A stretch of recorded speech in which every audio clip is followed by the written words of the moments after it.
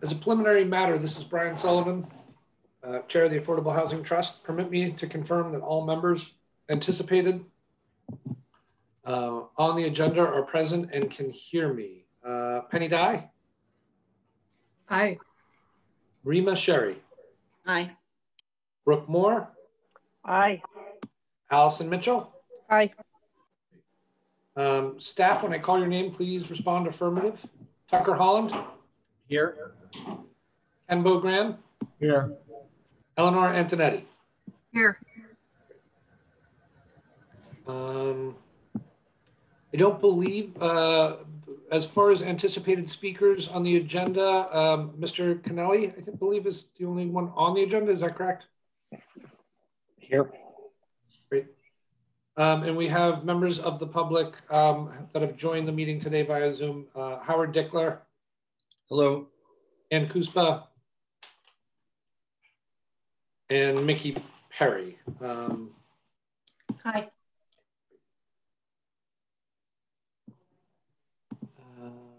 Okay. Hey guys. I'm going to announce another board member, Dave Iverson. Can you hear me? I can. Sorry, I'm late. Is Christy coming to our knowledge? Is Christy, do you know if Christy's coming? I do not know. Okay. Okay. Moving down. This is an open meeting of the Nantucket Affordable Housing Trust and is being conducted remotely, consistent with Governor Baker's executive order of March 12, 2020, due to the current state of emergency in the Commonwealth due to the outbreak of COVID-19 virus. In order to mitigate the transmission of COVID-19, we've been advised and directed by the Commonwealth to suspend public gatherings, and as such, the governor's order suspends the requirement of the open meeting law to have all meetings in a publicly physical location. Further, all members of public bodies are allowed and encouraged to participate remotely. The order, which you can find posted with the agenda materials for this meeting, allows public bodies to meet entirely remotely so long as reasonable public access is afforded so the public can follow along with deliberations of the meeting. Ensuring public access does not ensure public participation unless such participation is required by law. This meeting will feature public comment to those members of the public that have joined the meeting via Zoom. For this meeting, the Nantucket Affordable Housing Trust is convening by video conference via the Zoom app as posted on the town's website, identifying how the public may join. Please note that this meeting is being recorded and that all attendees are participating by video conference. Accordingly, please be aware that other folks may be able to see you, and take care not to screen share your computer. Anything you broadcast may be captured by the recording. All supporting materials that have been provided members of this body are available on the town's website unless otherwise noted, and the public is encouraged to follow along using the posted agenda unless I, the chair, notes otherwise. We will now turn to the first meeting on the agenda, but before we do so, please permit me to cover some ground rules for effective and clear conduct of our business and to ensure accurate meeting minutes. I will introduce each speaker on the agenda. After they conclude their remarks, the chair will go down the line of members, inviting each by name to provide any comment, questions, or motions. Please hold until your name is called. Further, please remember to mute your phone or your computer when you are not speaking. Please remember to speak clearly and in a way that helps generate accurate meeting minutes. For any response, please wait until the chair leads the floor to you. State your name before speaking. If members wish to engage in conversation with other members, please do so through the chair, taking care to identify yourself. For items with public comment, after members have spoken, the chair will afford public comment as follows. After the chair has spoken, the chair will afford public comment to those members of the public that have joined the meeting via Zoom. Members of the public who wish to speak must state their names and be acknowledged by and speak through the chair. Finally, each vote in this meeting will be conducted by roll call. Okay, so I'll be looking for a motion on item number 1 for approval of the agenda. So moved. Moved by Christy Ferrantella, and a second. Second. I have by Rima. By roll, Penny Dye. Aye. Rima Sherry. Aye. Allison Mitchell. Aye. Dave Iverson. Aye. Christy Ferrantella. Aye. And Brian Sullivan, aye. So, oh, Brooke. And Brooke, aye. And Brooke, sorry. Thank you. Somebody just came in and everybody moved around on me. Forgive me.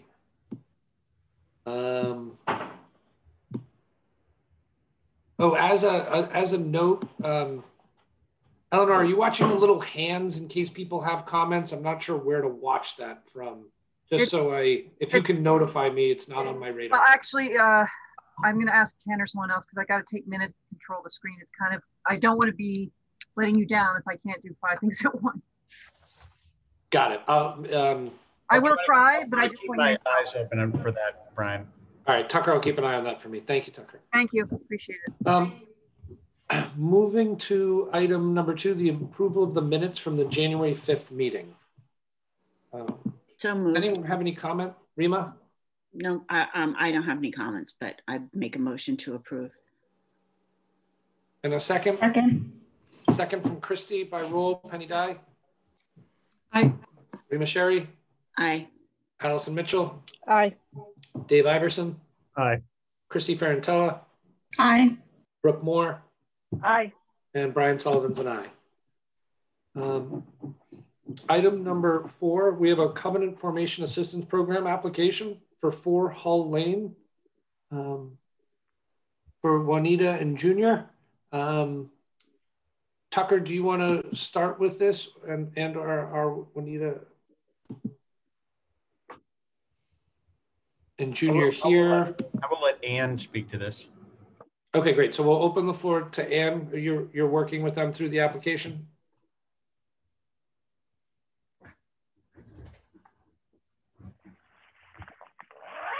Ann is on, but she may be away from her screen at the moment, as she's not kind of acknowledging. Okay, then if we move to the packet in pages 19. Are there board members with questions that we can work through until we wait for Ann to come on? If you'd like, I can give you a little background. Oh, that would be great. Thank you. Probably not what Ann would know, but I got this from one of her colleagues, Andrew, a couple weeks ago. All he sent me was the application page, and that's pretty standard. I then go and gather some other materials to help you visualize. This locus has 3 dwellings on it, one of which is tertiary, secondary, and the same one, and then primary. So the Google map, GIS wasn't working yesterday, so I used a Google map to help you see. Not that that's relevant, but just so you can see where this is. So 4 Hall Lane on page 20 of the packet. It's got a little thing marking it. And the as-built plot plan is on page 21 of the packet. So just to give you some visuals, it's not really relevant to the question, but I like to have you be able to see where this is happening. Great, thank you. Dave, is this made it to planning yet? No, I suspect it wouldn't until they have the funding to. It has not. I checked. There's nothing on the upcoming agenda. It's how we need the funding for the surveying and everything else. Rima? Do we know which part of the lot? Are they going to divide the lot or make the whole thing covenant or what? No idea. They didn't send me any kind of that's the only document I got. So how they're doing the subdivision, I mean, I would presume primary on, because the tertiary and secondary are in a former garage structure that had a garage apartment. And then I think they put the tertiary in the basement, I recall, because I did the inspection. So I suspect that's how it'll be. 1 dwelling on one end. Okay, we have Ann now. Oh, good. Oh, great. Sorry. No problem, Ann. And if you could help us with the presentation on this application, we would appreciate it. I'm sorry, I stepped away from my chair here. No problem. And go to page 20 of the packet to orient yourself. Okay, thank you. 19 and 20. 19 is the only thing I got from Andrew. And then I went and got a few other things to, as I said earlier, help people visualize where this is.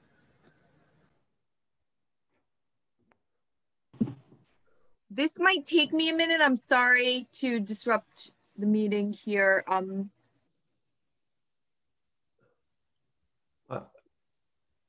ahead, Dave. I suspect they're just that dwelling that already exists is going to become that covenant home, I would suspect. Because I don't think they can fit much more in there. Right. Penny? I was just going to say, if you look at the plot plan that was done in July on page 21, there is a dotted line to the left between the main structure and the secondary. Yeah, that makes the most sense, I think. Both with frontage on Hull Lane. Yeah, I got that from the building department file, that plot plan, so. I think fundamentally the program was created to help give assistance to people to create these covenant lots. I guess there's some question in my mind, what the planning board's review will be of an item like this that has 2 dwelling units in one structure, one being the covenant and one being the tertiary for the market rate. I don't know how that will work itself out. Yeah, I mean, in the past, usually sometimes what we'll do is tell them that I mean, it really depends. I can't say, but I don't really see that it's going to be a problem. I mean, they just can't create any more on that lot. I mean, covenants can't have anything else on that lot anyway. And then they're maxed out with having a tertiary apartment inside their house already. So I don't foresee it being an issue, but I mean, again, that's the planning staff will lead the direction on that. Okay. Penny, did you have a comment to make? Go ahead. Yeah. Could somebody just clarify for me? You said the primary and the tertiary are in the same building, or? Yes, I discovered that by looking at the building department file. So the primary's the larger 1.5 story wood frame building, and the 2-story wood building is, if I recall, was a garage of some sort or something, and they turned that into a tertiary and a secondary. Wait, so the tertiary and the secondary are in the 685 square foot building or in the bigger building? If I recall, I don't have. Anne, are you? I just sent you the link, Anne. That will be a problem. I'm sorry, but I think we might need to wait and talk about this one next time. I'm trying to get in touch with Andrew at my office to ask him these questions because he was the one who dealt with the homeowner. So I can go pull the building department file.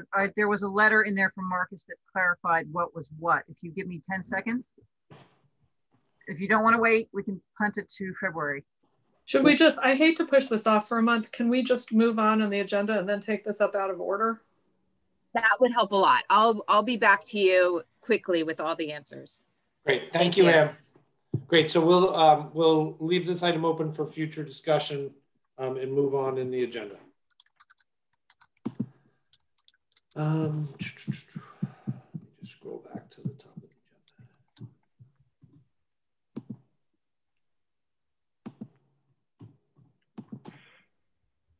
agenda. Okay, so we have a request from Habitat for an additional $85,000 towards the development of 31 Beach Grass Road duplex. At the moment, I'd like to turn it over to Jerry Keneally for the presentation. Jerry, the mic's yours. Thank you, Brian. Yes, thank you to the trust as well. We actually, the 31 Beach Grass is moving along. We've actually, the modules are being placed on the foundations today. So that's good news. It's been a long time in coming. It's the 4 modules for the duplex. So when I applied originally for the grant for the build, my estimate was we're going to be $660,000 for the 2 duplexes. And when I went through that funding, how I come up with the number, we had $100,000 in an old CHIP grant, which we wanted to use. At the time, I had $100,000 in a CPC grant that was earmarked for Wade Drive, which we thought we could use. And then I requested a grant for 460. You kindly granted that grant for 460,000, and we probably spent 350 or 400 so far. What the project's going to come in at a cost, I estimated about 645,000, so a little bit less than we anticipated. But I was able to reuse the CHIP grant, which was for Waite Drive, which we thought we'd be building at currently. They were happy to reposition, to reuse it for the current project. Under CPC rules, we cannot. In fact, that grant had dwindled down a bit. It was down about 50 grand, but when I petitioned, that's what I had.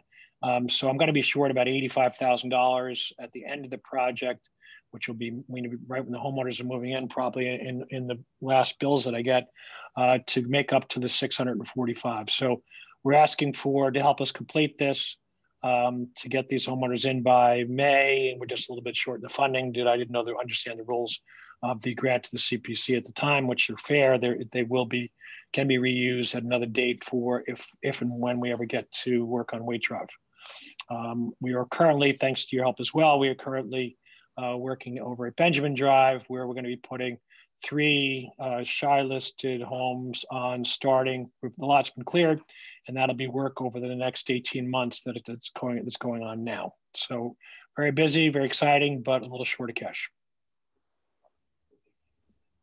Jerry, could you clarify for me, and just because we have members of the public, these 2 units will serve ownership for what AMI category?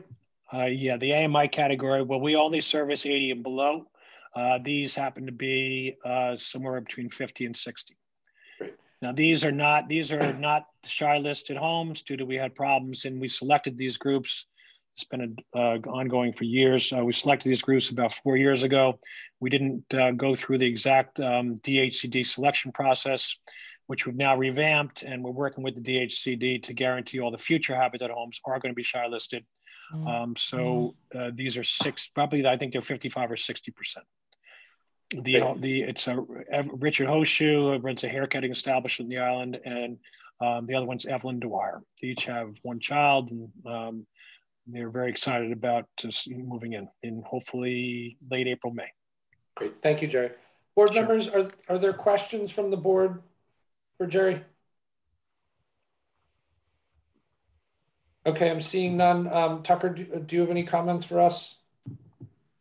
I mean, I simply would recommend approving this request. I think it actually highlights how terrific the new CPC funding system is of the trust, because here's a perfect example of why tying it to very specific locations that may or may not happen according to a certain timetable can end up being a little problematic. So we love the new CPC system and love what Habitat is doing with this project. Great, thank you, Tucker. Brooke? I would move approval of a grant of $85,000 for 31 Beach Press to Habitat for Humanity. Okay, I have a motion and a second from Penny Dye. Any discussion? No, vote by roll call. No. I'm sorry, Christy, do you have a discussion? Sorry, just a comment that the select board approved our strategic plan, which includes increasing opportunities for homeownership. So I think this directly kind of ties into one of our newest goals. And I just wanted to remind the trust of that. Great, thank you, Christy. Okay, somebody dropped off, so my order has changed again. So by roll, Rima Sherry. Aye. Allison Mitchell. Aye. Dave Iverson. Aye. Christy Ferrantella. Aye. Brooke Moore. Aye. Penny Dye. Aye. Ryan Sullivan's an aye. Jerry, thank you for the hard work. Thank you very much. Appreciate your support.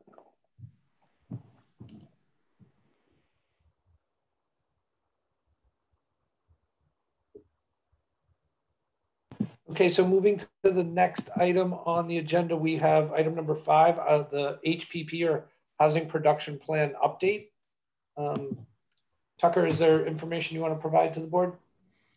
Just very briefly, as you all know, we held the webinar last week, and I would say that was very successful. We had over 50 participants from the general public, a lot of good questions, opportunity to provide some answers during the session, but also the opportunity to follow up subsequently. From there, the team has issued the general survey open to the public in English. That is up, and you can reach that link through the Affordable Housing Trust webpage on the town website. As well, the translations of the basic survey into both Spanish and Portuguese also are complete. And if those are not already up and accessible today, they will be in the next day. So we're excited to have that out there. We're asking for folks to take 15 minutes between now and the first week of February to give us their input. It would be very much valued and appreciated. Great, thank you, Tucker. Do any members of the board have any questions of kind of where we're at in the process? What's next? Anything to address now? Brooke? I would just encourage the members of the board to share that link widely to everybody they can think of. So we have a huge response, because I think that data that is compiled with a large number of respondents is more compelling. Great. Thank you, Brooke. Seeing no other hands for comment, we'll close this item and move to item number 7 Amelia Drive discussion. Go ahead, Tucker, floor is yours. Thank you, Mr. Chair. So just a little further color on this item that we began to discuss, I believe, at the last meeting. As the board is aware, the land bank has approached us about donating the Mickey Rowland building, which they had purchased the property at Commercial Wharf, on which the building presently resides. We have begun, in conjunction with the land bank, we've begun investigating the possibility of moving this structure to the 7 Amelia Drive site, which the trust purchased in conjunction with the town. You'll recall a couple years ago. This is a location that can have 4 housing units on it, and you'll see in the packet there is just an initial sketch from Matt McEachran, who's helping us in conjunction with Ben Norman to analyze whether this building can fit, how it would fit, and also how there would be the opportunity to develop the 2 additional units. So we see this building potentially having 2 units in it, as well as some office space on the first floor, and then 2 additional units would be constructed at the call it the rear of the site if you're oriented off of Amelia Drive. So what the land bank has proposed is not only donating the building, but underwriting I'll say the basic cost of moving the structure, which isn't so basic. It's roughly $86,000. So it's a very nice offer from them. We obviously will have additional expenses in not only creating the foundation and putting the building back together, but we probably will have some expense involved in orchestrating the actual move, given that this building does need to be cut. We're going to want our contractor, who ultimately will be putting it back together, to be involved from the get-go. So next stop here, if the board feels that this is a worthy endeavor, and we definitely would like to know that today, is to issue the RFP for the contractor work that would be required for this. There's a lot of coordination. The land bank would very much, it's their, I don't know if you say strong desire or even requirement that this be moved by mid-June of this year. So not a long timetable to work with here. I think if we weren't to be interested in it, there is other interest to take the building. But Ken and I feel that this is, a pretty cost-efficient way to get a couple of actually quite nice units at this location. So I'm happy to answer any questions, or Ken, if you wanted to add anything to this. I'll go to Ken for any additions. No, I think, Tucker, you have said it more effectively than I could. This is a real opportunity. The other thing that's really important is that we have been working with the land bank to work with us in terms of cooperating together in situations such as this. And so this is from my point of view, an attractive offer and is a good start in terms of making that relationship have some real value for the trust. Great, thank you, Ken. Penny? Yeah, I just have a couple of questions and comments. One is it realistic for us to think we could get this move permitted and get a foundation in before mid-June? And you don't have to answer these all at once, but I think we need to get a handle on the realistic cost to turn the structure into 2 legal dwelling units, including egress. And then lastly, at our previous meeting, Ann Kuspa brought up some concerns about moving the structure because they had looked at it as well for Housing Nantucket. And I think it would be helpful to hear from her again on that. Just a reminder. Thank you. Thank you, Penny. I'm going to go to Dave Iverson. Yeah, and maybe Tucker, can you explain the reasoning for the offices? Is it because we will max out the dwellings available on that lot if we don't use it as offices on the first floor? Tucker? Yeah, partly. So the unit right now, the building right now is set up to have as an apartment on the second and sort of a small third level of the building. As you know, folks are familiar with Amelia Drive, and it's more the context of that area that the first floor is some sort of, commercial or office space. So the second dwelling unit there would be below grade, but we think that there may be an opportunity to do something creative there. Egress is, which Penny just mentioned, is definitely on our mind, and Matt has sketched that in roughly on the map that you were provided, just in terms of where that might be placed. But that's somewhat the reasoning behind it, if that answers your question, Dave. So pointing out. Hang on, Penny. Dave? No, I just pointing out the kind of the makeup of Amelia, it does make more sense. So I do understand that. So. Penny? Yeah, just as a follow-up to that, the rental income, is that not a consideration, commercial rental income? That was my question too, would this be a town office that would be used, or would this be a market rental property?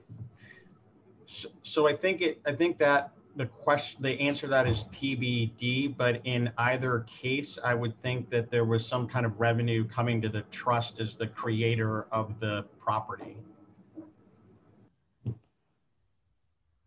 Rima?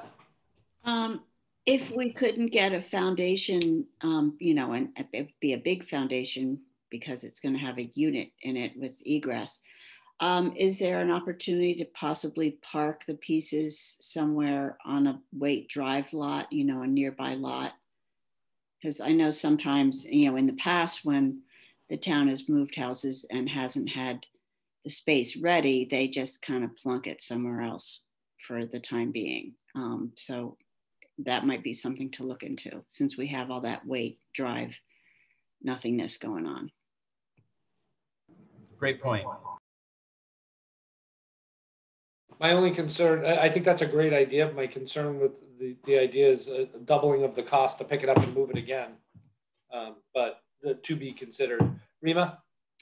Yeah, well, the 86,000, you know, just in the past when I dealt with over the road permits, it was usually around 40,000. So I think, you know, the 86,000 is taking into account that this is not your average move.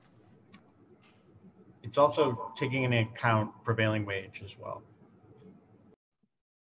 Brooke, did you have a comment that you'd like to make?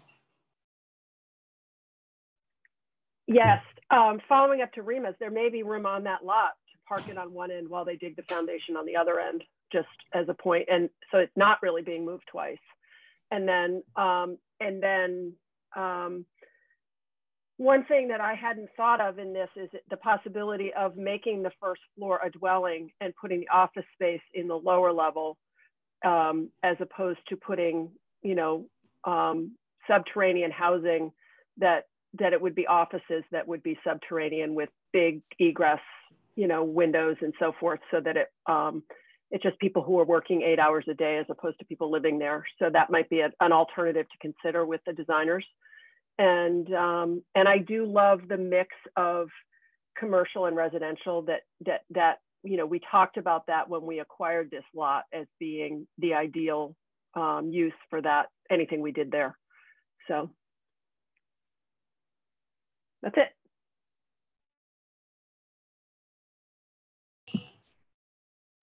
Sorry, just trying to mute something in my background. So Tucker, you're not looking necessarily for a motion to approve receiving the building, but to... Well, two things. One, I think that, you know, Penny wanted to hear more from Anne in terms of why they didn't want to do this, which I think could be helpful.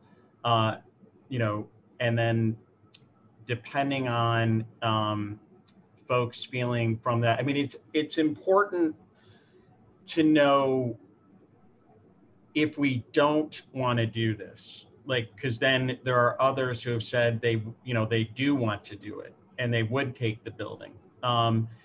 So I think coming out of today, if we feel like this is something we would, you know, very much like to do, perhaps obviously still needing to satisfy ourselves regarding, you know, timetable and ability to, you know, to do it.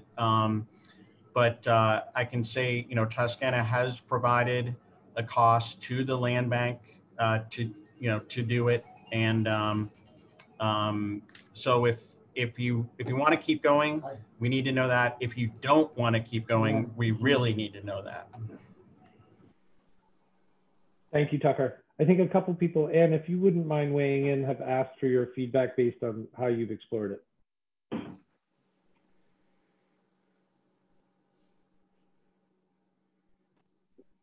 Hello. Hi. Sorry, Ann Cuspa, Housing Nantucket. I have like all these balls in the air today, so I'm really sorry I'm not like fully present, but I am here now. Okay, so the reason why we decided that this building wasn't suitable for our purposes was the fact that it needs to get cut into at least 2 pieces for it to get moved. And from our perspective, once you start cutting the buildings, it's like it adds over $100,000 per cut, you know, just as far as like a back of the envelope number. That's why we declined it. And it's tall too. So we've also been shut down for move costs. Like when, for example, National Grid wires need to get moved, they're starting to try to put charges on us to replace switches and other things. So when it's a tall building like that, the costs just escalate. and it doesn't work. For us, the best buildings for move are less than 24 feet wide and less than 1 to 1.5 stories. They're just easier for us. So that's why we declined that one. Thank you, Ann. Penny with a follow-up. Yeah, I just want to say that I'm in favor of pursuing this as long as we have some relatively sound numbers on which to base a final vote. So, does anyone else have any other comments or questions? Brooke? I just want to say for the record that the land bank had the option to pay us the equivalent of their demolition cost versus the move cost, which was substantially lower to demolish it, and they voted to give us the higher number. So I just wanted to say that for the record, because I appreciate the fact that the commissioners went the extra mile on this from that point of view to make sure the house goes to affordable housing. Christy? Thank you. I know that their timeline is to have this by June, and I'm wondering first kind of what would be the timeline for us having it kind of move-in ready and SHI list eligible, and then second, what was the alternative plan? I know when Select Board and Affordable Housing Trust had bought it a couple of years ago, was it going to go out to RFP? So is this a huge savings for us? I think that's a question directed to Tucker. So yes, and you're gonna have to remind me, Christy, if I'm missing part of the question, but so the plan otherwise would have been to RFP the property. And in terms of savings, I guess we don't know precisely the answer to that till we get back, harder costs on the construction side of things. I mean, the move cost from Toscana, I think, is pretty solid. But until we do the RFP, and this is clearly going to be over $50,000, so we have to do an RFP, and until we get a formal response or 2 or 3 to that, I think it would be, Ken and my supposition that there would be some pretty significant savings here if you're able to, do one cut as Ann described. We did a walkthrough of the building with Jesse Bell, and Matt McEachran is obviously also familiar with the building. It appears like there, may be an obvious place to do the cut, and if you're able to put it back together in a very sound way, but rather efficiently, the building is done well, so we think there would be considerable savings versus constructing brand new. Thank you, Tucker. Dave? Just to make sure I understand this right. So are we talking about putting a full basement in here for housing? So the overall site we can have 4 dwelling units on the site in addition to some commercial space. So yes, we could have 2 units. Technically, you could have 3 units in this one building and another unit in another building, or expand this building. I mean, we still need to determine a final architectural plan for the site. But what is being initially contemplated, again, based on the general character of the neighborhood, is this up and down 2 units in this building, 1 basement level, 1 second/3rd floor level. I think that the town, I know it wants to get away from basement dwellers.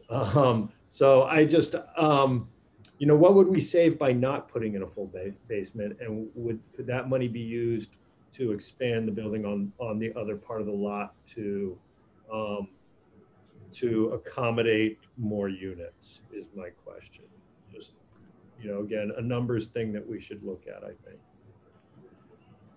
we're not going to get above 4 units, but Yeah. yeah. Yeah, but I mean, my point is to get away from that basement dwelling thing and maybe get another unit in the other building above ground. Yep. Penny, go ahead. Yeah. I think it's really important to have a full basement in there. And I like very much Brooke's idea about having a commercial rental unit in the full basement, designed with lots of light and window wells. Well, that's, and stairwells, and then have the residential units above ground. I just think the rental income is going to be compelling, and I think it's worth doing it. I mean, I can see that. Basement dwellers are, I don't know. That's, if we can get away from it, I think that we should try to. So, Tucker, I have one question, and it's: is there have any other sites been contemplated for this building? Or is this the only site that we have available to us now to be contemplated? I just wonder, to Christie's previous point, without an RFP for full build out of the property, are we cart before the horse, forcing the structure on because it's such a generous offer from the land bank to the site? I'm sorry, I'm not sure if I'm following your question there, Brian. Have any other sites been contemplated to move this building to, or is this the only location that the trust has available to move it to, is the first part of the question. And the second is kind of a statement. I feel like, are we forcing it onto this location because the offer is generous and here and now? Well, so the short answer in terms of available sites is this is really the only one immediately available to the site, or to the trust, because the trust acquired it. It's also, I think, the general consensus amongst number of different folks who've taken a look at this is that sort of architecturally, the sort of tall, relatively tall, narrow profile of the building.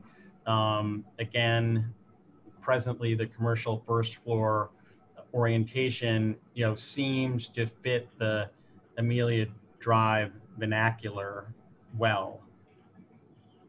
Is there a location that you're thinking of, or?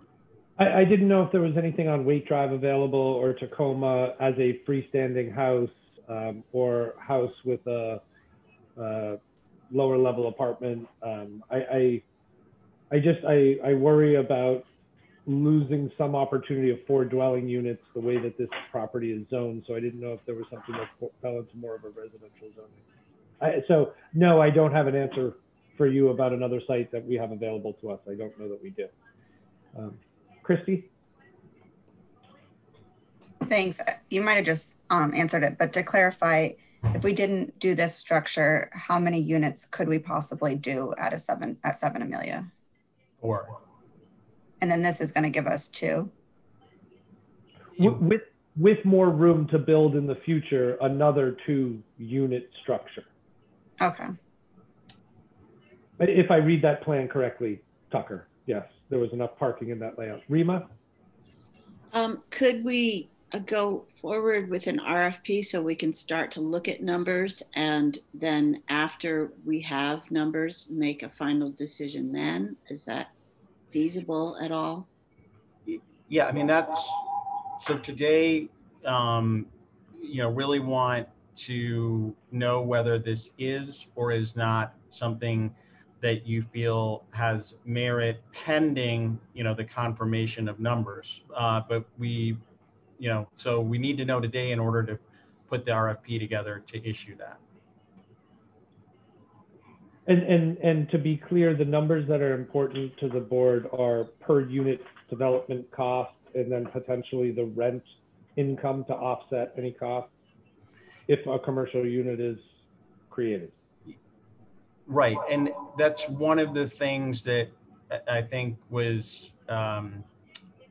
initially compelling about this opportunity, aside from the quality of the construction of it, is that you know, the units that we create at this site are going to need to be restricted at the 100% AMI level or less, because it was CPC funds that were utilized to acquire the site. So that's partly why we feel, you know, if this could provide some material cost reduction versus an outright RFP and brand new construction, that would be overall financially beneficial to this location. Brooke? Yeah, and to that point, you know, we're minimizing the development cost, and we're also offsetting the 100% or below rent pricing with income from an office space, whether that's on the first floor or in the lower level. So there's some, not that we couldn't RFP that out, but So it feels like we're kind of starting to say the same thing. There's a temperature to the board. Maybe we can move towards a motion to continue to investigate based on an RFP and some pricing coming back. Does anyone feel differently at the moment, or can I look for a motion along that line? Any volunteers to make it? Ken, quick. The floor is Ken's. Can't hear you, Ken. Okay, just to address Ann's point, I met with Bernie from Toscana, and to be comfortable with respect to A, the ability to cut the house in half, and B, to be able to do the move. And so he gave me comfort level that while it is not the easiest one, it is something that they can accomplish, and it will be within the price guidelines that they have spoken to the land bank about. Great, thank you, Ken. So I'm back to looking for potentially a motion. Any volunteers?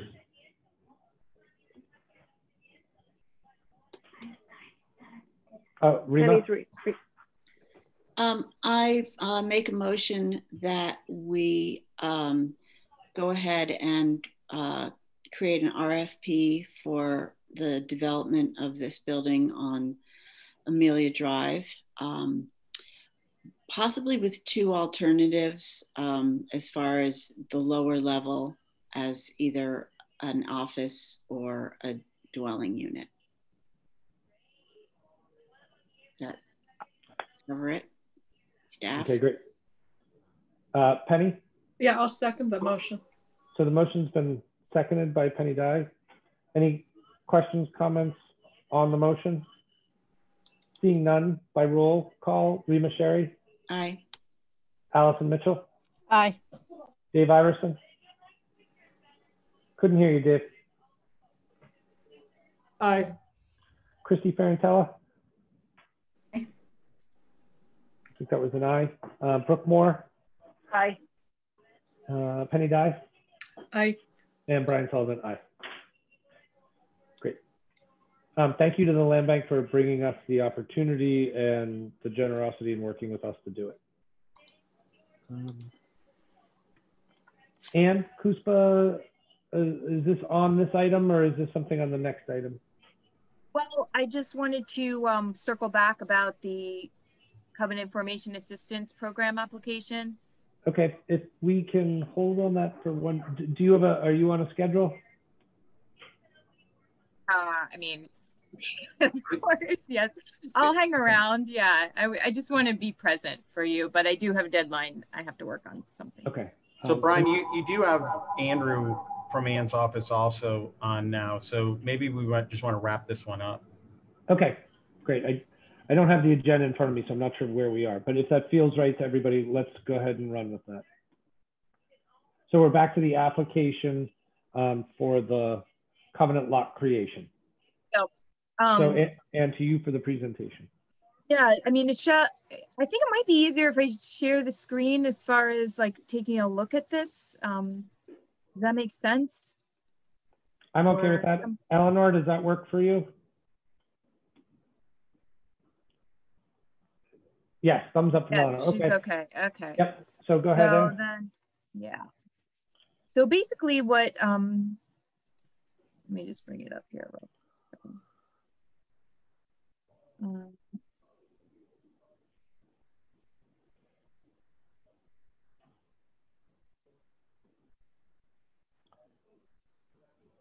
We spoke to the homeowner, and I know there was a question about, I'm just gonna bring out the picture here. Which dwelling? That was where your questions were mostly around, right? Which dwelling was it? Okay, so. And also, I think where the tertiary dwelling exists. Right, okay, so can you, I'm gonna zoom in here. Can you see this at all, or is it's way too small probably, right?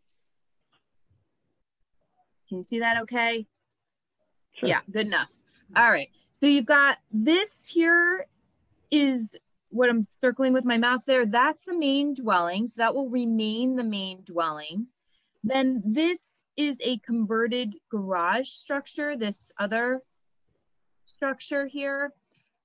That was incorrectly listed with the town as the tertiary unit. So it was a secondary and tertiary unit in one, but the homeowner says she went to Plus this morning to get that corrected.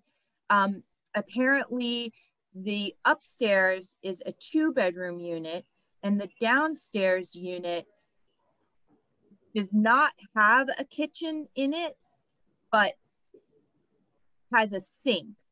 So that's where the confusion came from as far as like the tertiary unit. She does not want to develop a tertiary unit on this property ever, but this secondary dwelling is the covenant unit. And that's what she's applying for the covenant formation assistance funding for, to create this covenant unit back here. Okay, so we've got some hands. Let's start with Penny. So the unit that's going to become the covenant unit can only have one dwelling unit in it, correct? Correct, and it only does have one dwelling unit in it. Okay. I think we should verify that. That's not what's showing in the building department file. I believe you, Ann, that she thinks there was an error, but I actually think I did an inspection there a while back, and I have a recollection of, I think the architect Uri Benchat had messed things up for her, but it's vague because it's been a while. So it might be worth really verifying and letting her get the thing corrected before we move ahead. Yeah, well, she said she came to the office today, so that correction's in progress, if that helps. Steve? I just want to make sure that she understands that this is a one dwelling situation. I mean, she says that there's just a sink in there, but something tells me that does she understand that it can't be, it's one family, one dwelling. It's not an apartment, even if it doesn't have a kitchen in it or anything. I just want to make sure that she understands that before we move forward, if that makes sense. It sounds like there's a couple steps to happen. It sounds like probably zoning needs to weigh in on the existing conditions of the property, then an application to us for some funding subject to, I guess, a planning board approval. But it seems like running in today may not get us where we need to be for our meeting or vote today. Dave, I see you. Well, I mean, it's hard. She's here because she needs money to create the covenant. It's gonna be hard for her to make it to planning board without some money from us to create the covenant. So I just think it's important that we know what's in the building and we have a real good understanding that she understands that what the lay of the land is before we approve. I mean, we don't want to send her the message that we don't want to give her the money. We just need to understand it more fully before we do. Brooke? So the situation here with this program is that we lend money to a homeowner to create a covenant lot, and then they repay us either when that lot sells or 18 months later if they haven't managed to create the lot. So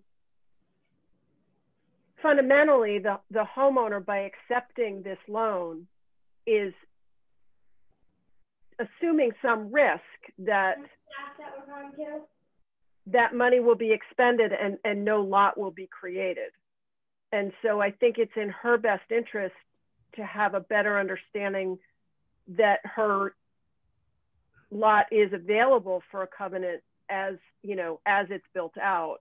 I mean, it's different when you're creating a lot that doesn't have a dwelling on it. You know, that's the first one we did. This is a new one. It has existing conditions that, I mean, I would say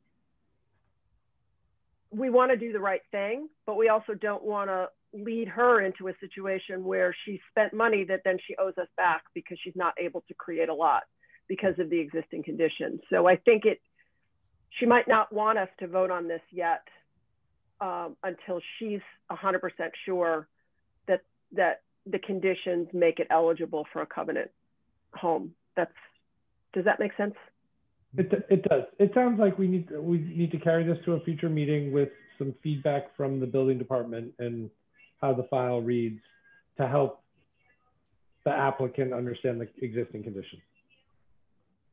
That makes sense. And I think just going forward, maybe there's a criteria that we could add to our application, because I hate wasting your time if there's some kind of crazy thing that we didn't think of that we could easily add to our application materials that then we would all know. And Brian, may I through you? Yes, Eleanor, go ahead. As a former planning board administrator, I would say that I can work with Ann on something, or she could work with Megan Trudell, but I think there should be a second page. Like the only other covenant we did was coming up on a year ago, and we had a little more information about how that was going to take place. And that was our first one. So personally, I had one sheet of paper and nothing else to give you. I wanted to give you something more, which was existing conditions, what it looks like. And when I saw that there were two dwellings, or presumably two dwellings in the one garage, converted garage, that's information we weren't given. You all would have gone ahead and maybe, presumed everything was hunky-dory and approved this. So we need more. As a former title examiner, I always want more information. So I would just say that I can work with Ann, or she can work with Megan, come up with a second page and maybe some supporting documents that, as with any permit application to the planning board or the ZBA, nothing that onerous, but just so you have more information, you don't have these questions and the person doesn't have to wait another month. I would appreciate that personally. Rima, to you. Yeah, looking at the plot plan, when you create a covenant lot, does that make you exempt from setbacks? Because I don't see how, with those buildings so close together. Internal lot lines only. You can have, right, Holly, setback intrusion with the shared interior lot line, but not elsewhere. Okay, all right, that explains. Yeah, because I was like, how on earth? But okay. Dave, floor to you. And I mean, it might be as simple as just adding a line. Is this an empty lot or is this a building? And then that will lead to the next questions, I think. I mean, it doesn't, right? It almost doesn't even have to be a whole nother page. I think that, check this box, then see this information, check this box, and we'll move forward. So yeah, I don't think it has to be difficult. I would take it a slight step further. If there's an existing building, that we want to know that there's COs on the existing building, and what do they read, right? Like that could be an attachment requirement. Are there any open permits on the building? What's it going to take to close them? Thank you. So, okay, we'll keep this open, not take any action, carry it over to the next agenda, and look forward for some information to come back from the applicant and Housing Nantucket. You need a motion to continue it? Getting the head shake, yes, I think I do. I'll make that motion. And I'll second. Second by Brooke, by roll call. To February 2 or February 16? Have we already scheduled February 2? Yes. Then put it on there. Just to keep it moving for the applicant. So who made the motion? I'm sorry. It was made by Dave and seconded by Brooke. Thank you. Sorry. And by roll call, Rima Sherry. Aye. Allison Mitchell. Aye. Christy Ferrantella. Aye. Brooke Moore, Aye. Penny Dye, Aye. Dave Iverson, Aye. Brian Sullivan's an aye. Okay, item number 8, we have a financial discussion. Tucker, I'm going to turn the meeting to you to lead this. Thank you, Mr. Chair. So I'm going to screen share here, hopefully successfully.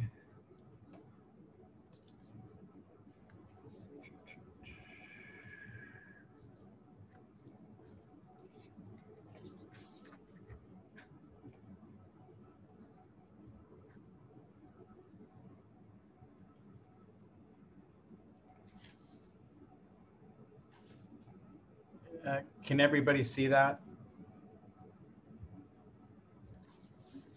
Is that a yes? A little Yep. bigger, please.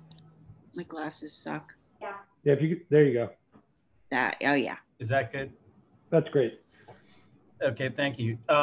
So you all will recall at our last meeting, we began to talk about anticipated financial needs going forward. So you'll also recall that we had broken them down into 2 basic categories. One that we're calling safe harbor maintenance, and the second we're calling operations and other projects / programs. And so there's a little more added to this from the last version you saw.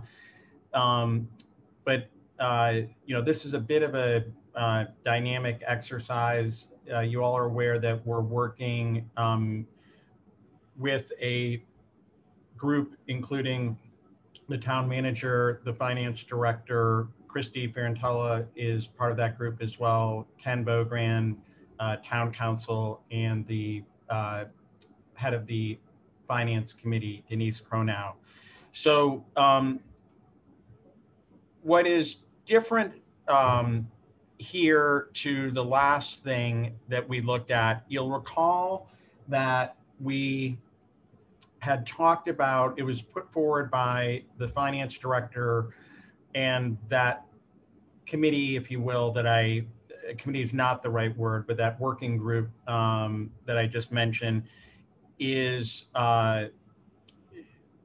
it was put forward that perhaps I'll say single CPC bonding could address our anticipated needs for the upcoming period. And one of the questions that was outstanding at the time of our last meeting was the determination by town council and bond council as to the ability to use CPC funds for up to 200% AMI households. You all will recall that the $5 million CPC bond approved in 2019 included language in that article that would suggest that those monies, that $5 million bonding from the CPC, could be used up to 200% AMI.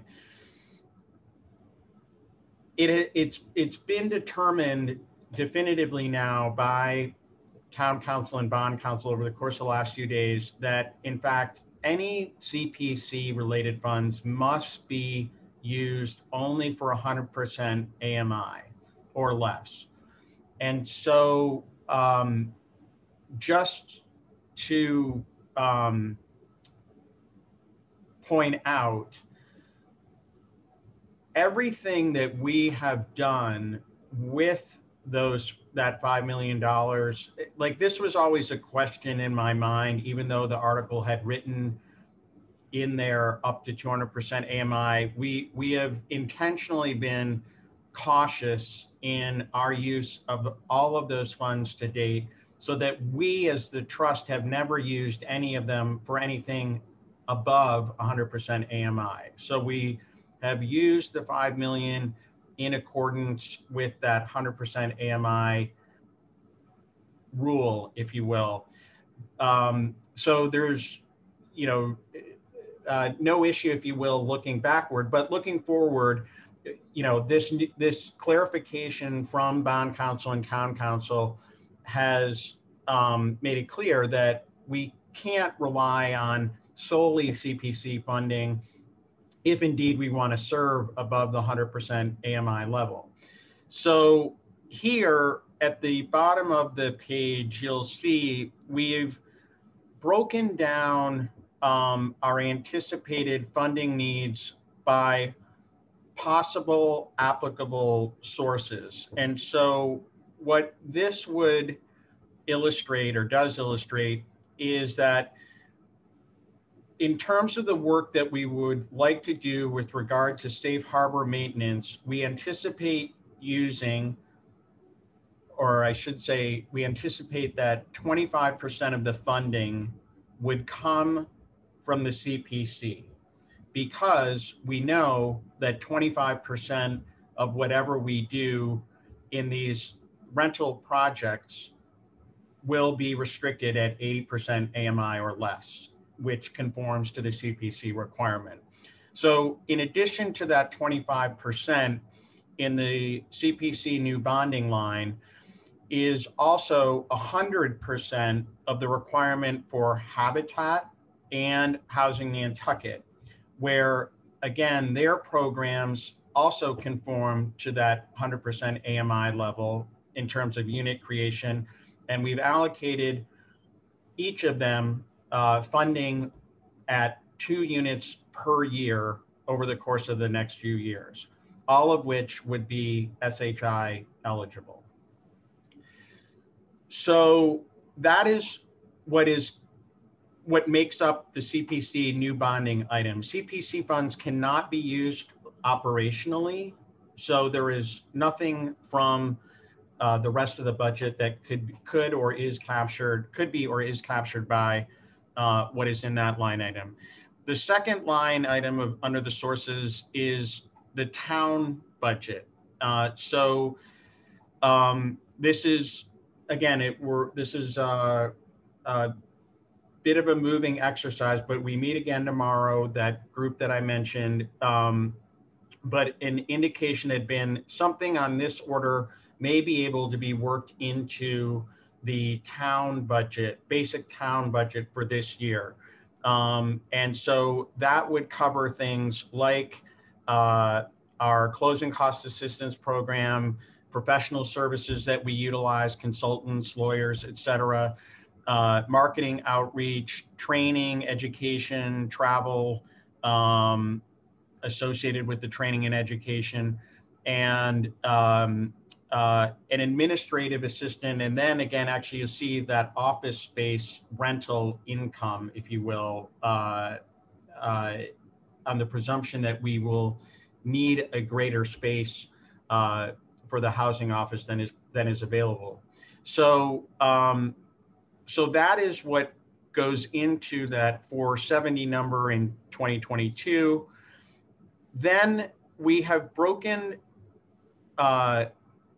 2 override articles, potential articles, up into the 2 categories. One, again, what we're referring to as safe harbor maintenance. So that line item is simply 75% of the safe harbor maintenance numbers above. Again, 25% coming from CPC, so 75% coming from this override, which would be able to serve households up to 200% AMI.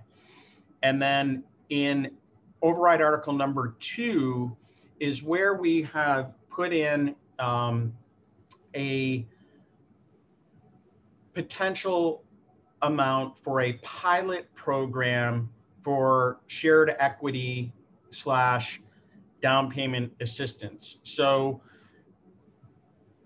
there's a lot of work that is going into looking at a program like that, and there is more work to come, but working with the consultant who has been made available to us and who frankly is top shelf, we have a working number of roughly $300,000 per household in order that may need may be required in order to help year-rounders acquire an existing home on the market. Again, there are a lot of details still, to come regarding that program, which is partly why you see that it is not slated to start this next year, but the following year.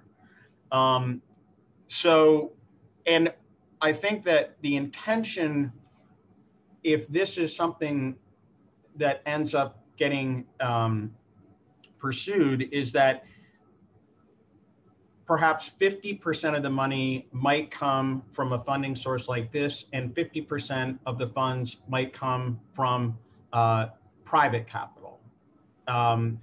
So that is how we are looking at the numbers right now in terms of what we need in order to do our work over the course of the next few years, beyond what is presently available to us and committed, if you will.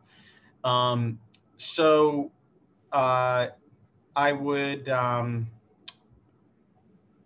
would say that at the end of this period, so this 2025 marker, if everything happened, call it according to plan, not only from the trust perspective, but also the other known housing efforts that are happening by private developers, such as Richmond and Sixth Fairground, at the end of this period, we should be at our 10% requirement. And so that is how we are looking at this. And with that, I will unscreen share in order that I can see everybody and we can go to questions. And I would ask Ken to speak, but he's not in the room right at the moment. Tucker, thank you for the presentation and the thoroughness. And what an exciting statement that at the end of 2025, we could be at 10% if all worked out. Open up to general questions. Okay, first I have Rima. So just on the shared equity down payment assistance, that is looking at helping people buy market rate homes and then creating and turning them into covenant homes. Is that what we're looking at there? Basically, yes. Not covenant like capital C, like the Housing Nantucket program necessarily, but in that vein. They would have some sort of restriction on them. They would, yes, they would be restricted to the year-round population only in terms of resale. And again, this is one of the that is a for sure. Some of the details to work out are around income restriction associated with that as well. And would that have to go to the State House, or do we have to do a home rule petition on that? We don't believe so. Okay, cool, thanks. Thank you, Rima. Penny, I saw you motioning to make a comment. Yeah, I just, yeah, it's kind of stunning to hear that would bring us to the 10%. I'm sure you took it, this is a question, did you take into account, I mean, the 10% number changes as the total number changes. Is that taken into account? Yeah, the short answer is yes. So a couple of things to point out, like the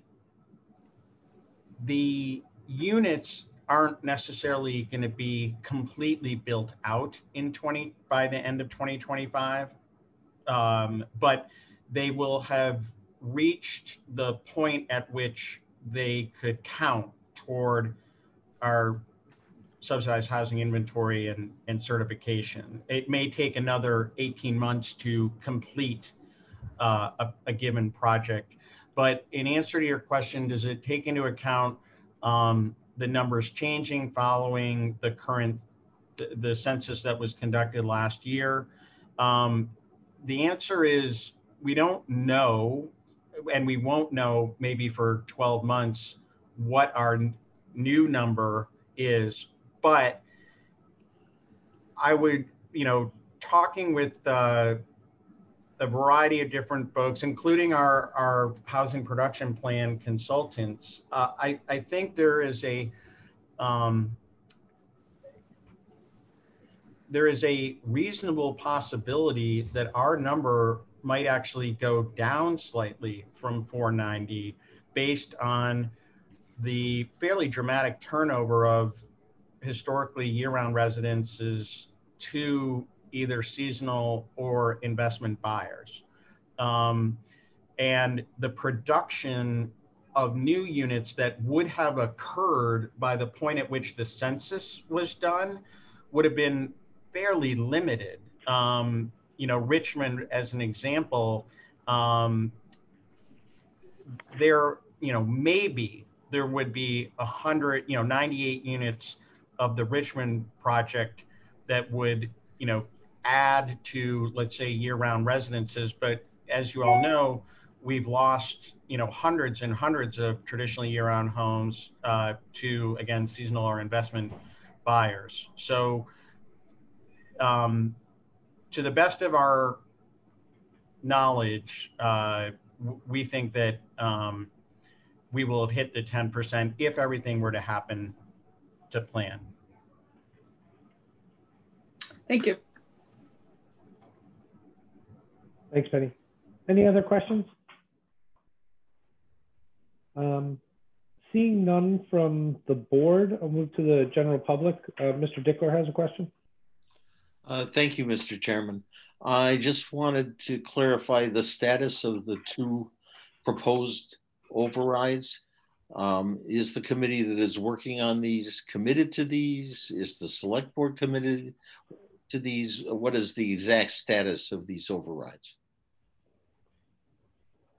So the status is this group is meeting tomorrow to make a determination in terms of, so the CPC portion of this would be through a application to the CPC at their regular funding round in the fall, in September.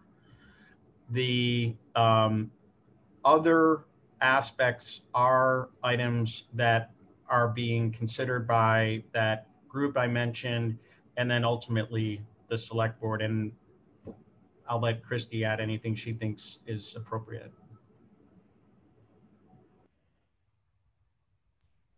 More specifically, would they be for this year's town meeting?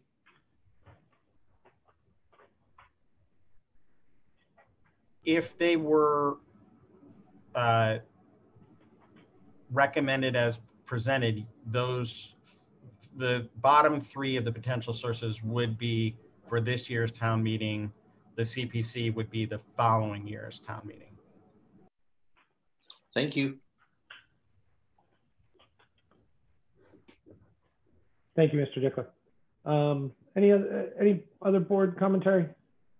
Now, Tucker, this is purely an informative discussion, the way that it seems, and you'll be coming back to us with more after the group meets tomorrow. Are you looking for any kind of action from the board? I think it probably would be helpful to that group to just know the trust's view on each of these elements.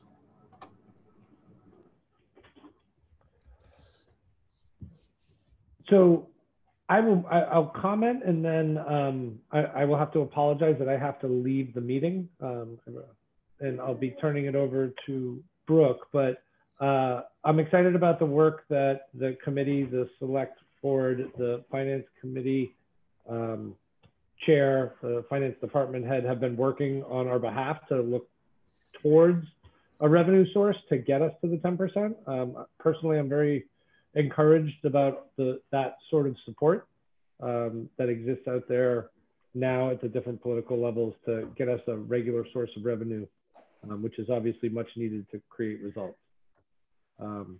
With that, I apologize to my other members, but I do have to run on a personal item. So Brooke, can I turn the meeting over to you? Absolutely. Thank you. So thanks, Brian. Allison. Yes. Are we voting on something? Oh no, sorry, I was saying bye to Sally. But okay. But to be honest, actually, now that you called me, I do ditto everything Sally said. It's really encouraging to hear all of these great minds that know how the inner workings of this town go, make these moves, because to me, it just acknowledges that the town understands the same housing crisis that we understand here in this room. I think it's really important. Okay. So Tucker, are you asking for anything specific from us today, please? But thank you, Madam Chair. I just want to clarify, because I don't want to have someone have a misunderstanding here. So, and again, the trust will recall at our last conversation on this topic 2 weeks ago, or last week, I'm sorry, the idea that perhaps the funding could come, let's say, entirely from the CPC was what was sort of put on the table. And then we had our meeting, we gave some feedback, to the working group, let's say, based on our own analysis and observations. And then additionally, town council and bond council weighed in with that final determination about the CPC funds absolutely being limited to 100% AMI. So what we are looking at, or just looked at, is our alternate way to skin the cat as far as a funding source goes, or multiple funding sources go, that are responsive to some comments from the working group. So I just want to make sure I'm not sitting here that no one has the impression that I'm sitting here today representing that, oh, the working group is 100% behind what we just looked at. It's more actually that the group is getting together tomorrow to consider this. I think there's a lot of logic to it, but it would be useful for Christy and I, who will both be at that meeting, to be able to represent what the trust view is on each of these elements in terms of funding sources. Rena. I think it makes sense. An override is probably our best option to fund everything that we can't do with CPC funds. When you look at the 5-year numbers, it's kind of like, wow, this is huge, but it's 5 years. It gets us to 10%. It addresses the higher levels of income. It does everything we want to do. So I am saying, yay, wholeheartedly support this work that you've done. And I would love it if finance and the select board can get behind it as well and help us sell it at town meeting, because overrides are never easy. Ask the DPW, but there is swelling support for housing on this island. There are people who understand that this is, a critical mass problem and needs to be solved. And I see this as a solution. So thanks for your work. Anyone else? Is there a motion to? No? Okay. Tucker, do you need a motion, or is this just more of a sense of the meeting? You're muted. Sorry, thank you. I don't know that we need a formal vote, but maybe just by like a show of hands, do folks support pursuing all 4 of these funding sources? Or if there's one that folks don't, please let us know.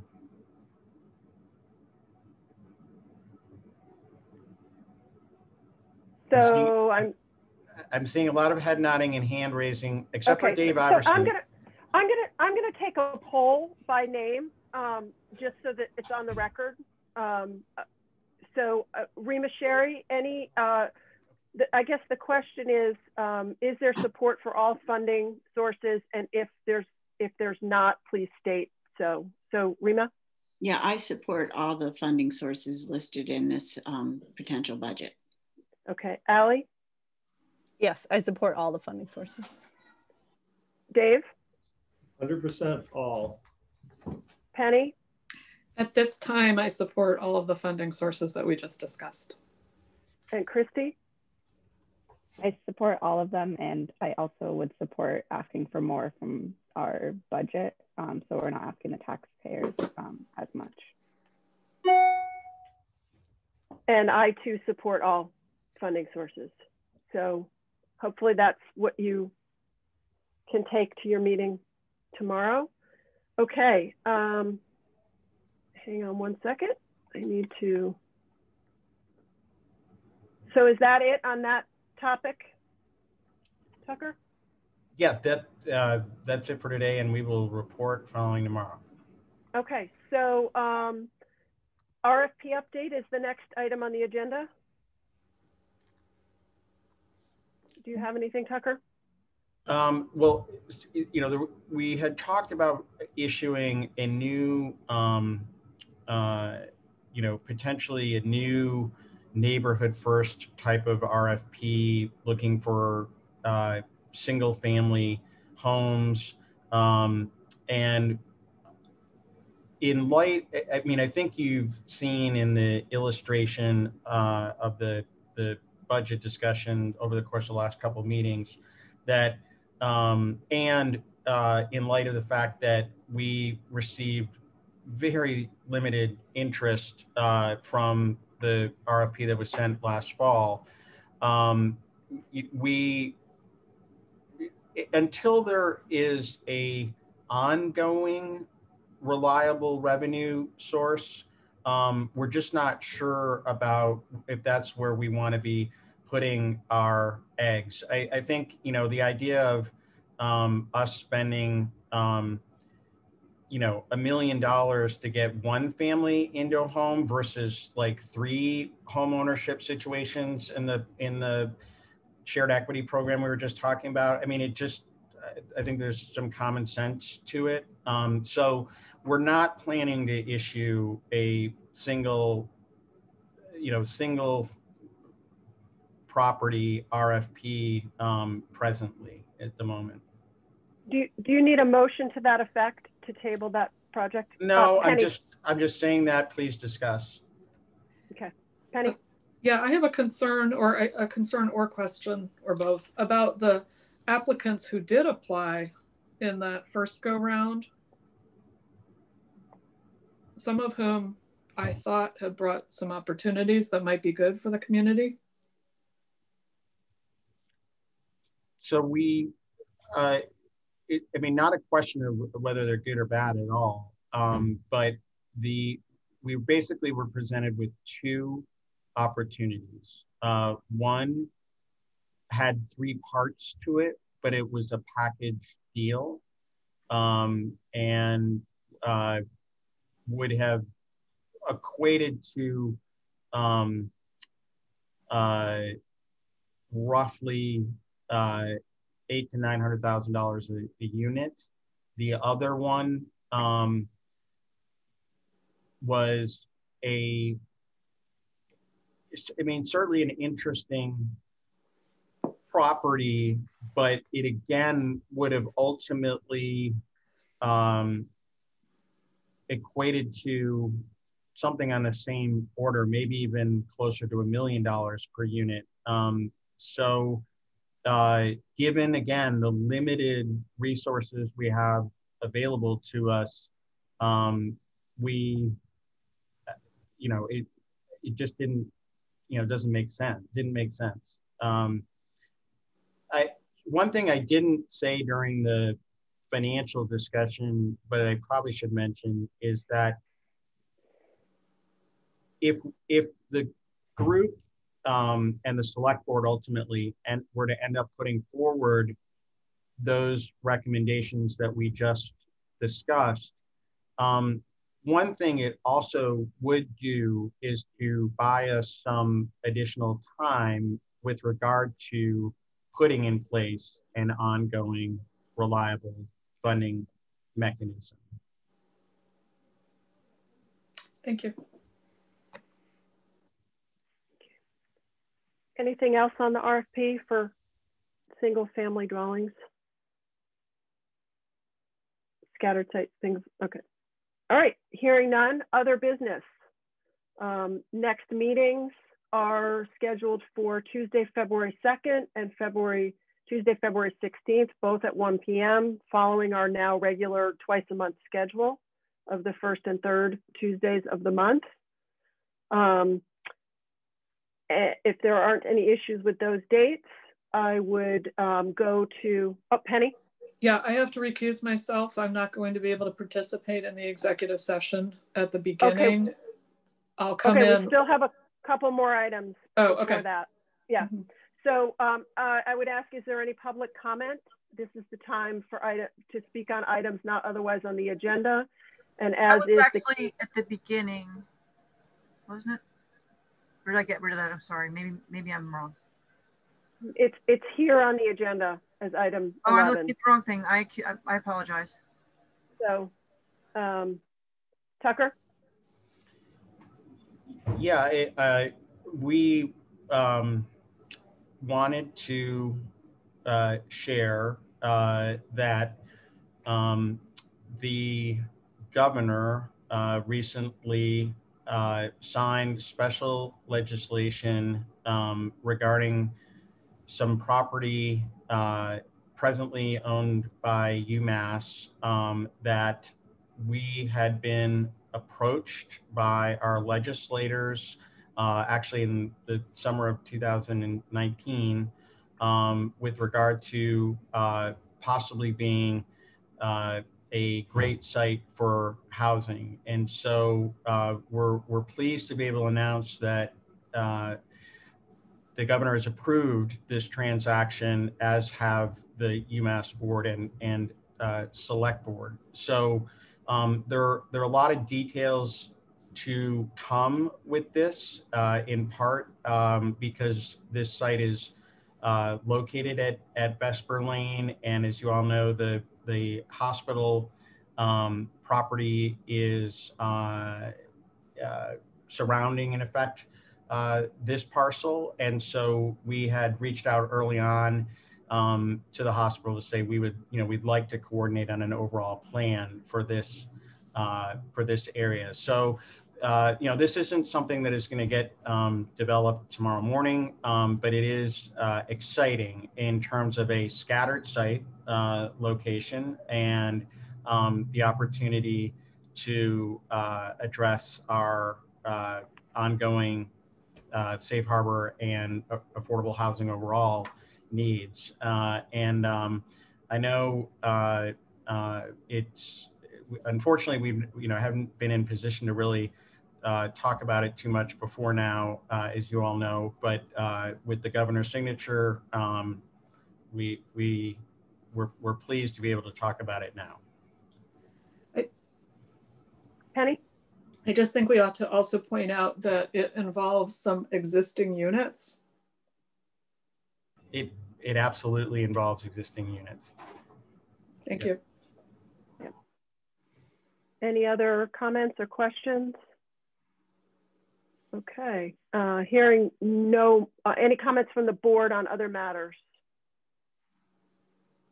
Okay, I would entertain a motion for to close the open session and go to executive session if someone dares attempt. You want me to read it out loud? Sure. The motion was made and seconded to consider the purchase, exchange, lease, or value of real property where an open meeting may have a detrimental effect on the negotiating position of the public body and not return to open session. I'll make that motion. Okay, Christy makes the motion. Do I have a second? Second. Second from Rima by roll call vote. Rima? Aye. Dave? Aye. Ally, Aye. Penny, Aye. Christy, Aye. and I vote aye as well. So we have a separate link for that meeting, and Penny is not going to join that meeting. So we'll take 5 minutes and 2:43 just clicked over.